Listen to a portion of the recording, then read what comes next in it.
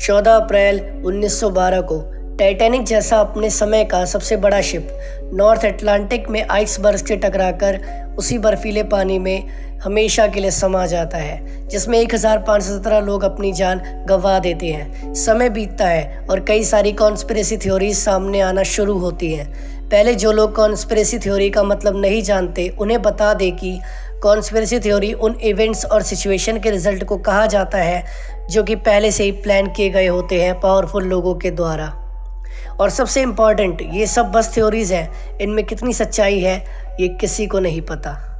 इस थ्योरी के according millionaire banker JP Morgan ने इस हादसे को प्लान किया था ताकि वो अपने business competitor Jacob Astor, Isidor Straus and Benjamin को हमेशा के लिए अपने रास्ते से हटा सके। जैकब एस्टर न्यूयॉर्क के एक जाने माने बिल्डर थे जिन्होंने कई सारे स्काई स्क्रैपर और होटल्स खड़े किए थे। स्टारस एक बैंकर थे और बेंजामिन माइनिंग मशीनरी के एक बिल्डर। तीनों ही मिलीनियर्स उस शिप पर मौजूद थे जो डूबी थी। 1912 में वॉशिंगटन पोस्ट के एक आर्टिकल में लिखा गया था कि जेपी मॉर्गन इस साल के शुरू में ही ब्रिटेन से अमेरिका वापस आ जाएंगे, लेकिन 19 अप्रैल को वॉशिंगटन पोस्ट के एक दूसरे आर्टिकल में लिखा जाता है कि जेपी मॉर्गन ने अब्रॉड में रुकने का प्लान बढ़ा दिया है। और ऐसा भी बोला जाता है कि जेपी मॉर्गन 10 अप्रैल 1912 को साउथहैम्पटन इंग्लैंड से टाइटैनिक के निकलने से कुछ मिनट्स पहले ही उन्होंने अपनी ट्रिप कैंसिल करवा दी थी। क्या जेपी मॉर्गन को पता था कि ये शिप डूबने वाली है या फिर उन्होंने ही इसको प्लान किया था? अब हम आपको बताते हैं कि क्या मॉर्गन का टाइटैनिक से किसी तरह का कोई कनेक्शन था। मॉर्गन की इंटरनेशनल मर्सेंटाइल मरीन कंपनी ने वाइट स्टार लाइन कंपनी को खरीद रखा था।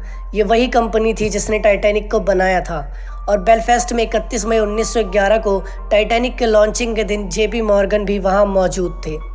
लेकिन कॉन्स्पिरेसी थ्योरी के अनुसार जेपी मॉर्गन के अलावा दूसरे लोगों को भी इसका जिम्मेदार समझा जाता है, जिनमें शामिल है रॉथस्चाइल्ड बैंकिंग फैमिली और द जेसुइट्स, क्योंकि एस्टर, स्टारस और बेंजामिन के ये भी उस समय के काफ़ी बड़े राइवल्स थे।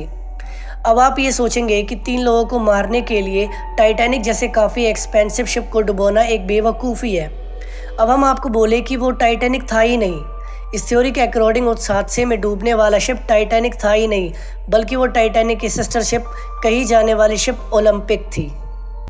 रिसर्चर रॉबिन गार्डनियर ने अपनी book Titanic the ship that never sank में ये बताया था कि ये पूरा हादसा एक इंश्योरेंस स्कैम का नतीजा था जिसको प्लान किया था इंटरनेशनल मर्सेंटाइल मरीन कंपनी ने। जैसा हमने आपको पहले ही बताया था कि इस कंपनी ने वाइट स्टार लाइन को खरीद रखा था।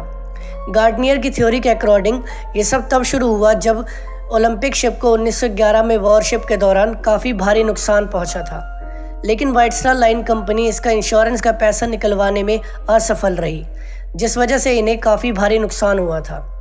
1911 में जब इस शिप को डैमेज पहुंचा था तब इसे बेलफास्ट के हारलैंड और वुल्फ शिपिंग यार्ड मरम्मत करने के लिए ले जाया गया था और रिपेयर्ड होने के बाद इसे न्यूयॉर्क वापस भेज दिया गया।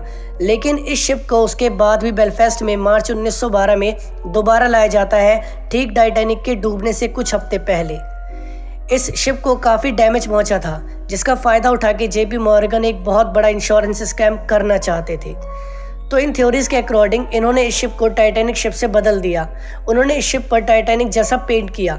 दोनों ही एक जैसा होने के कारण इनमें अंतर करना काफ़ी मुश्किल था, लेकिन $1 मिलियन के लिए 1517 लोगों की जान लेना भी इसमें शामिल था। इस थ्योरी के अकॉर्डिंग इसमें एक बैकअप प्लान था।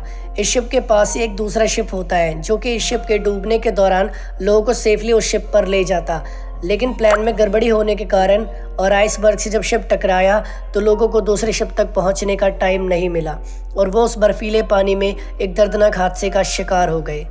कुछ अन्य रिपोर्ट्स की माने तो जब शिप के स्क्रैप को समंदर से निकाला गया तब उन्हें स्क्रैप पर नंबर 401 मिला, जो कि टाइटैनिक का ही नंबर था, और वहीं दूसरी तरफ ओलंपिक शिप का नंबर 400 था। लेकिन कोई नहीं जानता इन रिपोर्ट्स में कितनी सच्चाई है। इसी तरह हल नंबर से जुड़ी एक और बात है जो थ्योरी को और इंटरेस्टिंग बनाती है। शिप मैन्युफैक्चर होते वक्त वर्कर्स जो कि कैथोलिक थे, इनके अकॉर्डिंग इस शिप का हल नंबर सैटेनिक था। हल नंबर शिप का ही एक सीरियल नंबर होता है जिससे उनकी आइडेंटिफिकेशन की जाती है। टाइटैनिक का हल नंबर 390904 था।